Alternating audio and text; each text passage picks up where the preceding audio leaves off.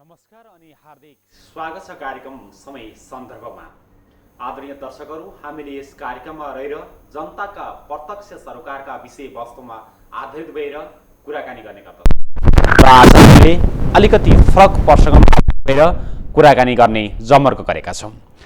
निरङ्कुश पञ्चायत व्यवस्था विरुद्ध होस् वा मधेस आन्दोलन, हरेक आन्दोलनको अग्रभूमिमा युवा पङ्क्तिहरू लामबद्ध भएकै छन् र नेतृत्वदायी भूमिका पनि युवा पङ्क्तिले नै लिएका छन्। नेपालको राजनीतिक अस्तित्वले गर्दा अहिलेका युवाहरू नेपालको राजनीतिप्रति वितृष्णा जगाउँदै वैदेशिक भूमिमा आफ्नो श्रम तथा उच्च शिक्षा हासिल गर्नको निम्ति विदेशका गल्ली गल्लीमा भौतारिनुपर्ने अहिले बाध्यता सिर्जना भएको छ। तर यही आफ्नो देशको माटोमै सुगन्ध लिएर, यही देशकै माटोमा आफ्नो भविष्य सम्झिएर यही देशमा केही गर्नुपर्छ र देशको विकास गर्नुपर्छ भनेर देशकै सेवामा आफूले सक्दो सहयोग गरेर यही रम्न चाहने युवाहरू पनि हामीले हातमा औँला गरेर गर्न सक्छौँ। हो, त्यस्तै मध्येका औँलामा गरिने एउटा उद्योगी, युवा उद्योगी सुमन बस्यालसँग आज हामीले कुराकानी गर्ने जमर्को गरेका छौँ। उहाँ खास गरी बुटोलमा रहेर लामो समयदेखि कोहिनुर मेटल उद्योग स्थापना गरेर सयौं नेपालीहरूलाई रोजगार दिएर आफूलाई यही रमाउन खोजिरहनु भएको छ। हामी उहाँलाई स्वागत गर्न चाहन्छौँ। स्वागत छ सुमन सर यहाँ। धन्यवाद। अनि यहाँ एउटा प्रहरी अफिसर भएर देशको सेवा गर्छु भनेर सोचेको मान्छे आज समयले चाहिँ एउटा उद्योगीको रूपमा परिचित बनाएको छ। यसरी उद्योगीको रूपमा परिचित भइरहँदा यहाँलाई कस्तो अनुभूति भएको छ? यो बेसिकल्ली सुरुवातको क्रममा चाहिँ अब डेढीबाट इस्टाब्लिस भएको उद्योगलाई मैले सेकेन्ड जेनेरेसनले निरन्तरता दिइरहेको छु। यसमा चाहिँ साँच्चीकै अब उद्योगी नै गर्नुपर्छ भन्ने हिसाबले चाहिँ हामीले त्यसलाई निरन्तरता दिँदै अहिले पछिल्लो समयमा हामीले अर्को उद्योग पनि स्थापना गरेको अवस्था छ। अहिले कोहिनुर प्लास्टिक इन्डस्ट्रिज। हजुर, जस्तै कोहिनुर मेटल उद्योग जहाँ हेलमेट, लेगार्ड र कुलर उत्पादन हुन्छ र यस्ता उद्योगहरू नेपालमा गण्य मात्रामा मात्र रहेका छन्। हजुर, यसरी फरक तरिकाको उद्योग, फरक विशेषताको उद्योग स्थापना गरेर एउटा सामान्य 30-35 वर्षको एउटा युवाले नेतृत्व गरिरहँदा यहाँका साथीहरू चाहिँ प्राय विदेशका गल्ली गल्लीमा चाहिँ विभिन्न काम धन्दा गरिरहनु भएको छ। तर तपाईँले यही नेपालमै केही गर्नुपर्छ, यही नेपालको माटोलाई सुगन्धित बनाउनुपर्छ भनेर लागिरहँदा यो उद्योग स्थापना सँगसँगै उद्योग सञ्चालन गर्दा कस्तो अनुभूति भएको छ? उद्योग स्थापना गर्दा लेगगार्ड कोहिनुर मेटल अन्तर्गत चाहिँ मोटरसाइकलको लेगगार्ड र कुलरहरू उत्पादन भइरहेको थियो। त्यसपछि मेरो पढाइ आइसकेपछि चाहिँ हामीले 4-5 वर्ष अगाडिबाट हामीले कोहिनुर प्लास्टिक इन्डस्ट्रिज भनेर दर्ता गरेर हेलमेटलाई पनि उत्पादनमा ल्यायौँ। काम गर्ने क्रममा एउटा कस्तो भयो भन्दाखेरि हामीले क्वालिटीलाई चाहिँ एकदम फोकस गरेर गर्नुपर्छ भनेर हाम्रो निरन्तरता कुलरदेखि लेगगार्डदेखि त्यो कुरालाई कन्टिन्यू गरेर आएर अगाडिसम्म हामीले आइसकेपछि बजारबाट पनि मूल्याङ्कन भइसके। कस्तो मूल्याङ्कन भयो भन्दाखेरि तपाईँहरूले लेगगार्ड दिइसकेपछि तपाईँहरूले हेलमेट किन दिनुहुन्न त भनेर बजारबाटै हामीलाई माग बढेको हुनाले त्यो अनुसारले हामी चाहिँ त्यो अनुपातमा अटो लाइन 2 व्हिलरमा चाहिँ हामी बढी। जस्तै अहिले यहाँले दैनिक रूपमा कति उत्पादन गर्नुहुन्छ जुन उद्योगबाट, कति कर्मचारीलाई रोजगार दिनुभएको छ? हाम्रो उत्पादनमा चाहिँ कुलर चाहिँ सिजनल काम हो। लेगगार्ड चाहिँ हाम्रो अहिले 1500 पर डे हाम्रो उत्पादन क्यापेसिटी 3000 सम्म छ। तर माग अनुसार चाहिँ 1500 नै भागो भएर अहिले 1500 नै उत्पादन गरिरहेछौँ। त्यसै गरी हेलमेट पनि हाम्रो अहिले 1500 उत्पादन भइसकेको छ र हेलमेटको माग चाहिँ अलि उच्च भएको भएर हामी अहिले फ्याक्ट्री पनि हजुरको भदौ 1 गतेबाट शिफ्ट पनि भइरहेको छ कोटिहवा गङ्गोलियामा। त्यहाँ जाने लगत्तै हामीले 3000 सम्म दैनिक उत्पादन गर्ने हामीले योजना बनाएका छौँ। हजुर, जस्तै तपाईँले यो उत्पादन गरेका जुन कच्चा पदार्थहरू विदेशबाट निर्यात गर्नुपर्ने आवश्यकता छ र विदेशबाट यसरी आयात गर्दा, माफ गर्नुहोला, आयात गर्दा जुन आयात गरेर लिएको वस्तुलाई यहाँ एउटा सामान बनाउँदाखेरिको कस्टले एउटा महँगो पनि पर्छ र त्यसैमा पनि तपाईँहरूले चाहिँ यो हाम्रो सिमाना जोडिएको क्षेत्र पनि पर्यो। यो सिमानासँग जोडिएको हुनाले प्रतिस्पर्धा गर्नुपर्ने पनि बाध्यता छ। यसलाई कसरी मध्यनजर गर्नुभएको छ?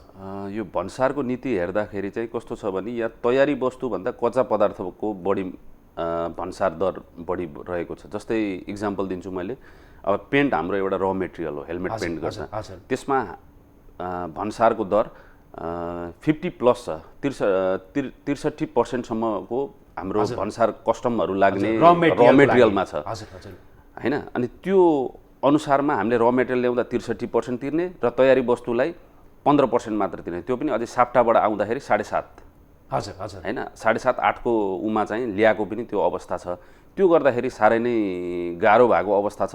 तैपनि एउटा क्वालिटी हामीले जुन दिएका छौँ, बजारमा चाहिँ डिमान्ड चाहिँ हाम्रो कोहिनुर र अहिले केपिआई कोहिनुर प्लास्टिक इन्डस्ट्रिजको एउटा सर्ट फर्म गरेर हामीले जुन दुईटा उत्पादन बजारमा ल्याएका छौँ, प्रिमियम रेन्जको उत्पादन छ हाम्रो। त्यो कारणले त्यो चाहिँ ग्राहकहरूले मन पराउनु भएको भएर प्लस पसलवालाहरूले पनि के भन्नुहुन्छ भने हामीसित हेलमेट खोज्न आउँदाखेरि कोहिनुरै हेलमेट दिनुहोस् न भनेर त्यो आएको अवस्थाले चाहिँ हामी त्यो कुरामा कम्पिट गर्न सक्षम भएका छौँ। ग्राहकहरूको रोजाइमा पर्नु भएको छ। हजुर हजुर हजुर। जस्तै कि यहाँ भारतीय सामान मात्र नभएर चाइनिज, थाइल्यान्ड लगायतका अन्य देशहरूबाट पनि आउने गर्छन् सामानहरू। ती सामानसँग प्रतिस्पर्धा गर्नु त एकातिर छँदैछ, अर्कोतर्फ जुन क्वालिटीको कुरा गर्नुभयो, क्वालिटी र क्वान्टिटी, यो क्वालिटी र क्वान्टिटी लिएर हेर्दा जुन बाह्य देशबाट आउने ती सामानसँग तपाईँले प्रतिस्पर्धा गर्न अप्ठ्यारो भएको छैन? छ। अब कस्तो छ भन्दाखेरि कुनै किसिमको उत्पादन नेपालमा पनि कस्तो छ भने सुरुमा उत्पादन हेलमेटले कसरी चिनायो भन्दाखेरि फाइबर हेलमेटहरू उत्पादन भए नेपालमा। एउटा लो क्वालिटीको हेलमेट उत्पादन हुँदाखेरि त्यो चिर्नै हामीलाई समय लाग्यो। हामीले जस्तै प्लास्टिकबाट हेलमेट उत्पादन गऱ्यौँ, सायदै हामी कसैले नेपालमा चाहिँ स्थापना गर्नुभएको थिएन फुल प्रपर आफ्नो प्रोडक्सनमा। हामीले त्यो स्थापना गर्दा गर्दै मान्छेले बजारमा कस्तोसम्म भयो भने 500 वाला हेलमेट छैन अथवा 450, हामीले उत्पादन 5-6 वर्ष अगाडि मान्छेलाई टाउकोमा सेफ्टी रिलेटेड कुरालाई पनि मान्छेले पैसासँग तुलना भयो। हो, 450-500 को हेलमेट बजारबाट पनि सुरुमा त्यस्तै कुरा आयो। जस्तै हामीलाई 500 को हेलमेट बेचिरहेको छौँ, 500 को हेलमेट गराइदिनुहोस्। अब त्यो 500 मा हेलमेट कस्तो भन्छ त हैन। एउटा चाहिँ त्यो पक्ष भयो, सस्तोमा सस्तो। अर्को चाहिँ एउटा प्रिमियम रेन्जमा चाहिँ कस्तो भयो भन्दाखेरि इन्डियन हेलमेटहरू बढी चाहिँ कम्पिटिसनमा बाहिरी हेलमेट भन्दा पनि बाहिरी अलि कमै बिक्ने हुन्छ र अलि एक्स्ट्रा महँगो पर्छ। तर हाम्रो जुन कम्पिटिसन छ अहिले इन्डियन हेलमेटहरूसित बढी हुन्छ। अनि त्यो अवस्थामा कस्तो भयो भन्दाखेरि भन्सार दरले नै हामीलाई अलिकति गाह्रो बनायो। जुन चाहिँ कच्चा पदार्थ र तयारी वस्तुको जुन डिफ्रेन्स छ त्यसले गर्दाखेरि कम्पिट गर्न अलिक गाह्रो भएको अवस्था छ। त्यही पनि अब सबै कुराहरू हामीले म्यानेज गरेर पहिला हामीले एउटा बजार व्यवस्थापन गर्नुपर्छ भनेर हामी अहिले नाफा भन्दा पनि यसलाई बजार व्यवस्थापन गरेर जाने भन्ने हिसाबले चाहिँ हामीले त्यसरी चाहिँ अगाडि बढिरहेका छौँ। जस्तै तपाईँले भने जस्तै क्वालिटी प्रोडक्सन, क्वालिटी प्रोडक्सन र आर्थिक इकोनोमिक चाहिँ तुलना र इकोनोमिकको तारतम्य चाहिँ कसरी मिलाउनु भएको छ? सुरुको अवस्थामा कस्तो छ भने क्वालिटीलाई थोरै कस्ट हाई नै हुन्छ, अवश्य हाई नै हुन्छ। कस्ट हाई नगराइकन क्वालिटी मेन्टेन हुँदैन। जस्तै हामीले मैले एउटा इक्जाम्पल दिन्छु, हेलमेट युज बनाउँदाखेरि जुन एउटा ग्रेन्युल्स दाना युज हुन्छ, त्यो दाना कुन किसिमको दाना युज गर्ने? त्यो दाना अब एबिएस भनेर हामीले ABS first virgin grade use गर्छौँ। त्यो दाना पनि अब कमर्सियल युज गर्ने भने पिपिसिपीमा पनि युज गर्छन् कसैले, इन्डियामा पनि पिपिसिपीमा पनि आउँछ। त्यो मूल्य 200 देखि लिएर हामीले एबिएस युज गर्ने अहिले 500 रुपियाँ केजी। त्यो डिफ्रेन्स चाहिँ 300 को डिफ्रेन्स एउटा दाना मात्र। त्यसै गरी अब आउँछ पेन्टको कुरा। पेन्ट चाहिँ कुन युज गर्ने, लोकल गर्ने कि अब हामीले जापानिज कन्साइ नेरोलेक पेन्ट युज गर्छौँ। अब 150 मा पनि आउँछ त्यो पेन्ट। अब हामीले युज गर्ने 500+ का पेन्टहरू मात्र छन्। त्यो नेपालमा उत्पादन छैन, कुनै पनि उत्पादन छैन नेपालमा। हामीले धेरै कम्पनी एसियन बर्जरहरूसित पनि कुरा राख्यौँ पियु पेन्टहरूलाई, उहाँहरूबाट पनि त्यो कुराहरू स्याम्पल पनि पठायो, तर उहाँहरूबाट रेस्पोन्स आएन। भाउ अब क्वान्टिटी कम भएको अथवा के हो, उहाँको उत्पादन क्षमताले नभएको हो अथवा के हो। जस्तै नेपालबाट उत्पादन भएका सामानहरूमा अलिकति क्वालिटी कम हुने र सँगसँगै चाहिँ इकोनोमिक र आर्थिक रूपमा चाहिँ महँगो पनि पर्ने र त्यो फिनिसिङ जुन हुन्छ सामानहरूमा मेटेरियलहरूमा जुन फिनिसिङ हुन्छ त्यो फिनिसिङ पनि नहुने भन्ने पनि त ग्राहकको गुनासो छ नि। ग्राहकको गुनासो छ, तर त्यो कुरालाई हामीले चिर्न सफल भएका छौँ। जस्तै हामीले आफूले उत्पादन गरेका चिजहरू, जस्तै लेगगार्ड होस्, लेगगार्ड सुरुमा सबै इन्डियाबाट आउँथ्यो पहिला। त्यो कुरालाई अब म त्यो बेला अलि सानो भएको अवस्थामा मेरो डेडीले त्यो कुरालाई चाहिँ एकदमै राम्रो तरिकाले चिर्न सफल हुनुभयो। अहिले लगभग लेगगार्ड भनेपछि बाहिरबाट आउँदैन। पहिला हजुर तपाईहरुले नेपालभरि नै सप्लाई नेपालभरि नै हामीले सप्लाई गर्छौँ। डाइरेक्ट कम्पनीहरूसित हाम्रो टाइअप पनि छ हैन, कम्पनीहरूसित हाम्रो डाइरेक्ट टाइअप पनि छ। अनि त्यो अवस्थामा हेलमेटलाई पनि हामीले त्यो अनुपातमा लैजान खोजेका छौँ ताकि बाहिरको अब इम्पोर्टहरू, हेलमेट इम्पोर्टहरू पनि बन्द होस्। हजुर हजुर भित्रका रोजगारीहरूलाई बढाएर लैजान सक्ने सक्षम हुन् भन्ने हामीले जस्तै तपाईले यो भनिरहँदा आफ्नो क्वालिटी र क्वान्टिटीमा हामीले सम्झौता गरेका छैनौँ भनिरहँदा जुन अहिले चाहिँ धेरै उद्योगी व्यवसायहरूको एउटै गुनासो के छ भने जुन उद्योग व्यवसायमा काम गर्ने दक्ष जनशक्तिको अभावले गर्दा उद्योग सञ्चालनमा समस्या भएको छ भन्ने पनि गुनासो छ। के छ तपाईहरुको उद्योगमा, तपाईको जुन चाहिँ उद्योगमा त्यो दक्ष जनशक्ति नेपालबाटै चाहिँ तपाईले प्रयोग गर्नु भएको छ कि विभिन्न देशबाट चाहिँ बोलाएर विभिन्न देशका चाहिँ कर्मचारीहरू प्रयोग गर्नुभएको छ? दक्ष जनशक्तिलाई साँच्चीकै अभाव छ नेपालमा। अब जस्तै हेलमेट आफैमा उत्पादन गर्दाखेरि पहिल्यै हेलमेट फ्याक्ट्री यहाँ उत्पादन भइसकेको भए हामीलाई सायदै त्यो सहज हुन्थ्यो। हामीले पनि कुनै कम्पनीबाट, एउटा ठुलो कम्पनीबाट कर्मचारीहरूको एउटा सेटै ल्याउनु पर्यो। अहिले त्यो कर्मचारीहरू अहिले पनि एक्जिस्टिङ छन् हामीसित, बाह्य देशबाट आएको, बाहिर देशबाटै ल्याउनु पर्यो। त्यो हाम्रो बाध्यता भयो त्यो कुरा। अब यहाँ त्यो किसिमको मेन पावरै यहाँ उत्पादन भइ नसकेको अवस्था छ। तर पछिल्लो समय के छ भन्दाखेरि त्यही मेन पावर हामीले जुन ल्याइयो त्यहाँबाट चाहिँ सिप सिकेर नयाँ हाम्रा नेपाली जुन दाजुभाइ हुनुहुन्छ उहाँहरूले चाहिँ त्यो लेभलमा बिस्तारै आउने क्रम चाहिँ बढिरहेको छ। जस्तै उहाँहरूले काम सिकाएको अवस्थामा हामीले कस्तो गर्छौँ भने प्राथमिकता दिएर, मान्छे लगनशील छ, मान्छेले सिक्न खोजेको छ भने त्यो अवस्थामा हामीले चाहिँ उनीहरूलाई काम सिकाएर त्यो प्लेटफर्ममा चाहिँ हामीले ल्याउन खोजिरहेको। अब जस्तै तपाईले सिकाएका कर्मचारीबाट आफै भर पर्ने चाहिँ अवस्था कति वर्षभित्र आउन सक्छ ताकि बाह्य देशबाट कर्मचारी आयात गर्न नपरोस्? दुईटा पक्ष छ यसमा। एउटा के छ भन्दाखेरि कर्मचारी नेपालीलाई सिकायो, अलिकति यो भन्दा अप्ठ्यारो लाग्ने तर भोगेका कुराहरू, हजुर आफू पनि दाजुभाइलाई भन्न अप्ठ्यारो भएको, दाजुभाइ भनेर सिकायो, भित्रकै कर्मचारी भनेर सिकायो। अलिकति उनीहरूमा के छ भन्दाखेरि काम सिकिसकेपछि म जान्ने भएँ, उसले पृष्ठभूमि हेर्दैन, मैले कसरी सिकेँ, कसले मलाई सिकायो, म कस्तो थिएँ, कुन अवस्थामा आइपुगेँ भनेर उसले त्यो कुरा हेर्दैन। अर्को कुरा छ सिकिसकेको मान्छे एउटा त्यो भयो, एउटा चाहिँ कस्तो छ नि बिचमै रहिराख्ने, न उसले फाइनल उमा जान सक्छ। जस्तै पूर्ण हामीले जुन बाहिरबाट ल्याएका कर्मचारीलाई फेरि फिर्ता पठाउन सक्छौँ, केही टेक्निकल कुराहरू आयो भने उसले त्यो पनि सम्हाल्न सक्दैन। हजुर हजुर अनि त्यो कारणले चाहिँ एउटा जुन हामीले बाहिरबाट ल्याएका कर्मचारी छ त्यो सधैँभरि फुल टाइम नै राख्नुपर्ने अवस्था चाहिँ त्यसरी सिर्जना भयो। अहिलेसम्म तपाईँहरूले जुन बाह्य देशबाट ल्याएर कर्मचारीहरू राखिरहनु भएको छ, अहिलेसम्म कति वर्ष भयो त जुन हाम्रो आन्तरिक दक्ष जनशक्ति चाहिँ ले नभ्याएको अवस्था, अहिले कति वर्षसम्म तपाईँले बाह्य जनशक्ति प्रयोग गर्नु? हाम्रो स्टार्टिङ टाइमदेखि नै जस्तै 5 वर्ष जति भयो, हाम्रो 5 वर्षदेखि नै हाम्रो बाहिर जनशक्ति हरेक डिपार्टमेन्टमा एउटा हेड छ।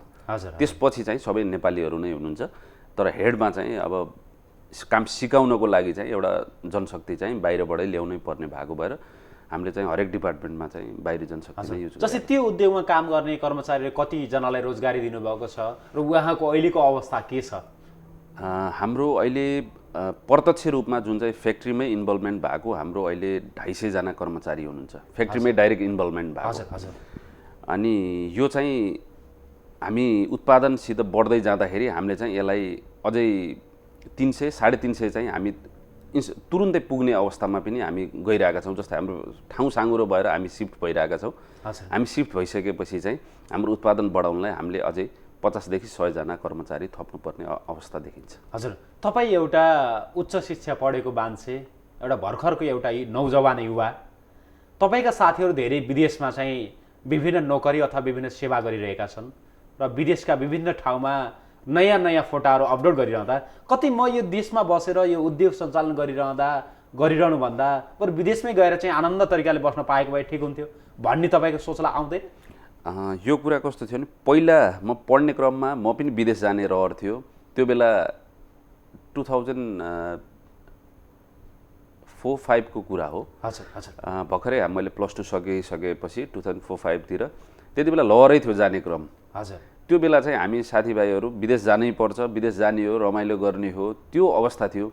पछिल्लो समय कस्तो छ भने मेरै बाहिर भएका साथीभाइहरूले अहिले चाहिँ मलाई भन्नुहुन्छ तिमी त्यहाँ बसेर धेरै राम्रो गरिरहेका छौ, मैले धेरै कुराहरू सुन्न पाएको छु। त्यो चाहिँ उहाँबाट प्रेज आउँदाखेरि त्यो चाहिँ आफूलाई पनि आत्मसन्तुष्टि हुन्छ, म गएन मैले यहाँ केही गर्न सकेँ भनेर। अनि जुन फोटो अपलोडको कुराहरू आयो, केही कुराहरू झर्लक्क हेर्दाखेरि लोभ पनि लाग्छ। उहाँहरूको विकेन्ड देख्दाखेरि मानवीय स्वभाव हो, यो मानवीय स्वभाव हो। त्यो दृश्य, त्यो एउटा चिजहरू देख्दा अवश्य खुसी त लाग्छ। तर त्यो कुरालाई चाहिँ अहिले घुम्न जाने तरिकाले चाहिँ रहर मेटाइरहेको छु भन्न पर्यो। हजुर, अहिले देशमा राजनीतिक अस्थिरता पनि बढिरहेको छ। राजनीतिक अस्थिरताले गर्दा अब धेरै युवाहरू विदेश पनि पलायन भएका छन्। त्यो उदाहरण हामीले देख्न सक्छौँ।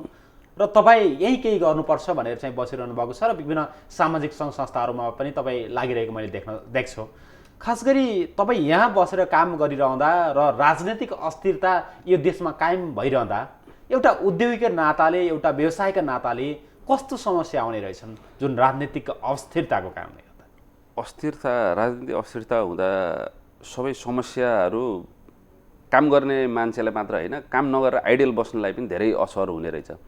एउटा के रहेछ भन्दाखेरि हाम्रो राजनीतिक स्थिरता नहुँदाखेरि चाहिँ कम्पनी, हाम्रो जुन फ्याक्ट्रीमा अहिले हामी जग्गाको कुराहरूदेखि लिएर, एउटा उद्योगीलाई जग्गाको कुराहरूदेखि लिएर, त्यसपछि भन्सारका नीतिहरूदेखि लिएर कुनै पनि केही कुराहरू अगाडि बढेको हुन्छ, सरकार चेन्ज भइहाल्छ अथवा त्यो पुरा हुन सक्दैन। त्यो कुरालाई कन्टिन्युटी दिनलाई एउटा आउँछ, उसले गरेको काम उसले फेरि पछ्याउँदैन, उसले फेरि नयाँ तरिकाले उ गर्न खोज्छ। स्थायी सरकार आवश्यकता यहाँले एकदमै। हजुर हजुर, जस्तै उद्योग व्यवसाय प्रवर्धन गर्नको निम्ति नेपाल सरकारले विभिन्न बेलामा विभिन्न चाहिँ नीति नियमहरू पनि ल्याउने गर्छ। र अहिलेको यो सरकारले जुन उद्योग स्थापना गर्नको निम्ति विभिन्न नीति नियमहरू बनाएको छ, यसप्रति तपाईँको दृष्टिकोण के छ? यसप्रति कसरी छ भन्दाखेरि अब हामी आफैले अब एउटा मैले कुरा जोड्न चाहेँ, त्यो भन्सारकै कुरा। हामी यसलाई लबिङ गर्न धेरैचोटि पहल गऱ्यौँ, धेरैचोटि हामीले अब कार्यक्रमहरूमा पनि जानकारी गरायौँ। त्यो कुरालाई कस्तो छ भने उद्योग प्रवर्धन गर्ने भनेर एउटा ट्यागलाइन छ, त्यो ट्यागलाइन अनुसारलाई कार्यान्वयन चाहिँ यहाँ छैन। उद्योग खुलिसकेपछि उद्योगले कति क्षमता छ, कति के छ भनेर सरकारबाट त्यो कुराहरूलाई, जस्तै हेलमेट उत्पादन गऱ्यौँ, हेलमेट उत्पादन गरिसकेपछि हेलमेट कन्जम्सन कति छ नेपालमा होइन, त्यो अनुपातमा भित्रै उत्पादन भइसकेपछि बाहिरबाट आयात जुन हुने हो त्यो कुरालाई अलिकति बिस्तारै टाइट, एकैचोटि टाइट गर्न पनि गाह्रो हुन्छ। त्यो कुरालाई चाहिँ सरकार पक्षले त्यसलाई कसरी भित्र उद्योगलाई प्रवर्धन गर्ने, त्यसलाई के फेसिलिटी दिन सकिन्छ, त्यो कुराहरू हेर्नुको सट्टा त्यो कुरामा 5 वर्षदेखि बोलिराख्दा पनि सुनवाई चाहिँ केही पनि भएको छैन। तपाईँले ध्यान आकर्षण गराइरहनु भएको छ, हामीले गराइरहेका छौँ। के भन्नुहुन्छ सम्बन्धित पक्षले, के भन्नुहुन्छ तपाईँहरूको जवाफ? उहाँहरूले चाहिँ रिटर्न फर्ममा दिनुहोस्, अथवा जुन हाम्रो सङ्घ संस्थाहरू छ, हामी जुन आबद्ध सङ्घ संस्थाहरूबाट पनि हामी धेरैचोटि पहल गऱ्यौँ। तर त्यो चाहिँ माथि गइसकेपछि सुनवाईको कुरामा चाहिँ त्यो कुराहरू चाहिँ अहिलेसम्म आइसकेको अवस्था छैन। त्यो चाहिँ एउटा सरकार पक्षको मेरो गुनासो पनि छ त्यो कुरालाई। हजुर हजुर, त्यसलाई सुधार्नको निम्ति सरकारले अब चाहिँ यी उद्योगीहरूका समस्या बुझेर त्यो समस्यालाई चाहिँ समाधानतर्फ लाग्नुपर्छ भन्ने दृष्टिकोण। हजुर, जस्तै तपाईँहरूले चाहिँ उद्योग सञ्चालन गरिरहनु भएको छ, धेरैलाई रोजगार पनि दिनुभएको छ, तर केही उद्योगीहरूले जुन मजदुरहरूको विषयमा आवाज उठाउन नदिने र मजदुरहरूका आवाजहरू चाहिँ दबाउने जुन प्रवृत्ति पनि रहेको छ, के छ तपाईँको त्यो उद्योगमा मजदुरहरूको सुरक्षाको निम्ति, मजदुरहरूको घर परिवारको रेखदेखको निम्ति के कस्ता रणनीतिहरू, के कस्ता योजनाहरू अगाडि ल्याउनु भएको छ? सर्वप्रथम अब हामी चाहिँ स्थापना दिनदेखि नै हामी चाहिँ एउटा श्रम ऐन अनुसार नै हामीले तलबदेखि लिएर सबै सुविधाहरू श्रम ऐन अनुसार दिएका छौँ। यही उद्योग स्थापना गर्दाखेरि पनि त्यही किसिमका एउटै किसिमका उद्योगले कुनैले श्रम ऐन अनुसार गइरहेछ, कोही चाहिँ श्रम विपरीत नै गइरहेछ, अथवा जुन स्यालेरीको कुरा होस्, सुविधा होस्।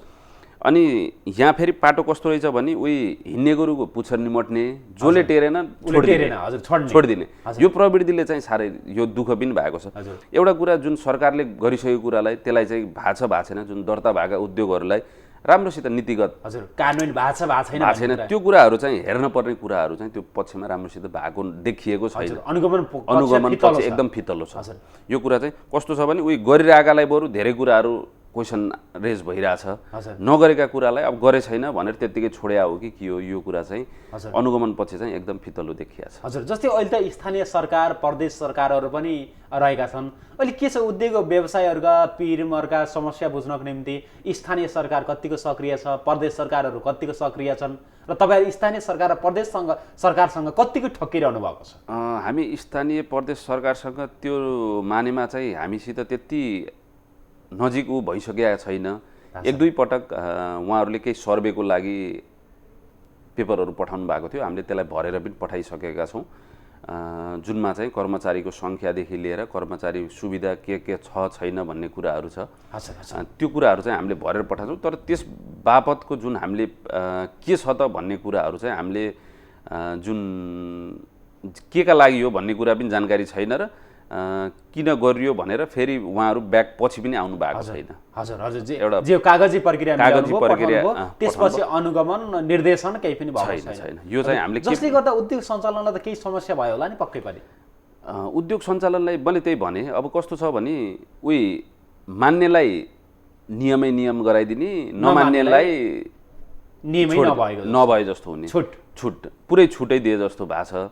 अब त्यो कुरालाई मान्ने कि नमान्ने भन्ने कुरा दुईटा कुरा भइरहेछ। तपाईँले यस्तो भनिरहँदा एउटालाई काखा र एउटालाई पाखा लगाइरहँदा एउटा उद्योगीमा पर्ने मानसिक असर चाहिँ तपाईँले कस्तो पाउनुभयो?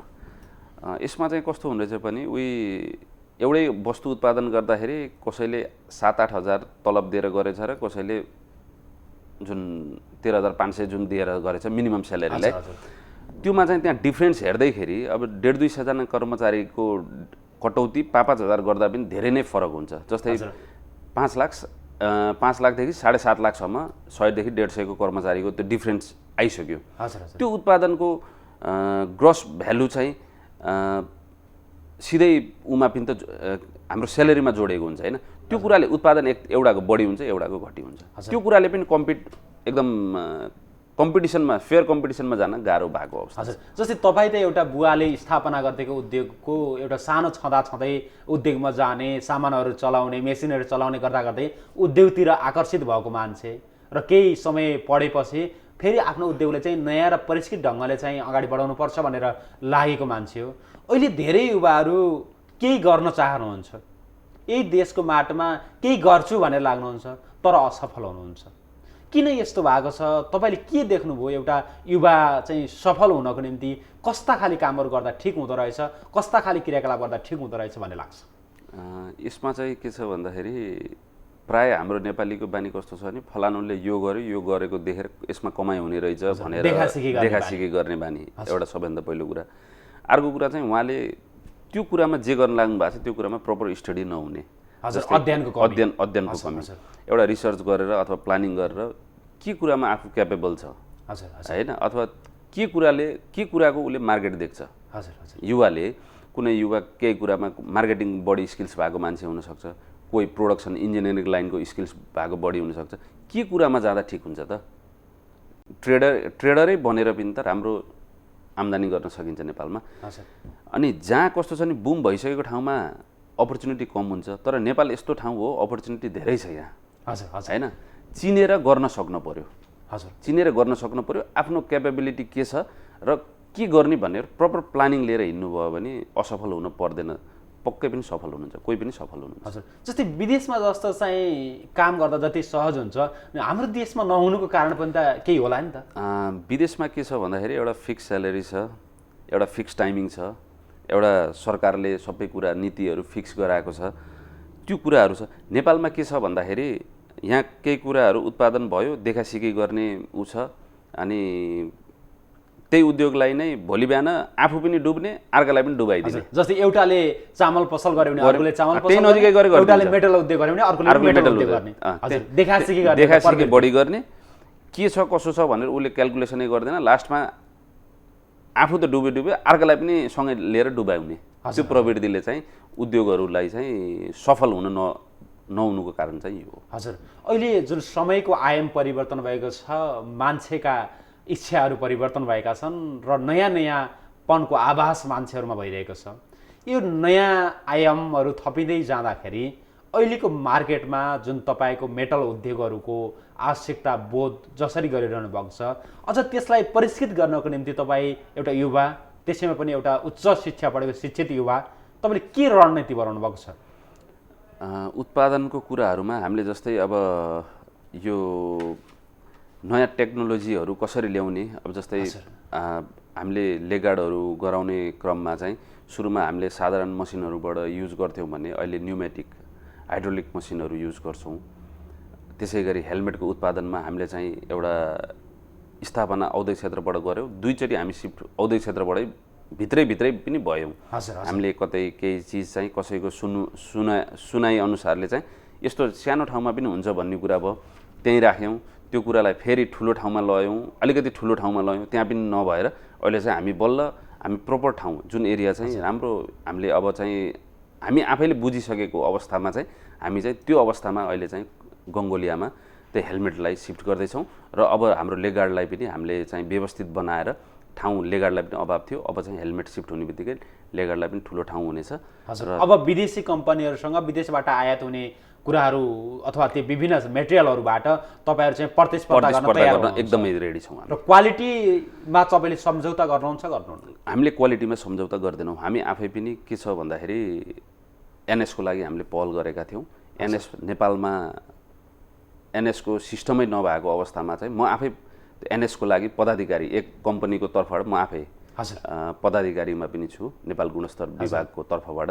हजुर, जे होस् तपाईँहरू अब चाहिँ आफ्नो व्यवसायलाई राम्रो बनाउनको निम्ति र हाम्रो बनाउनको निम्ति जनताको हाम्रो बनाउनको निम्ति लाग्नु एकदमै लागेको छ। हस् सुमन सर, यहाँको व्यस्त समयको बावजुद पनि हामीलाई टाइम दिनुभएकोमा धेरै धेरै धन्यवाद छ। Thank you.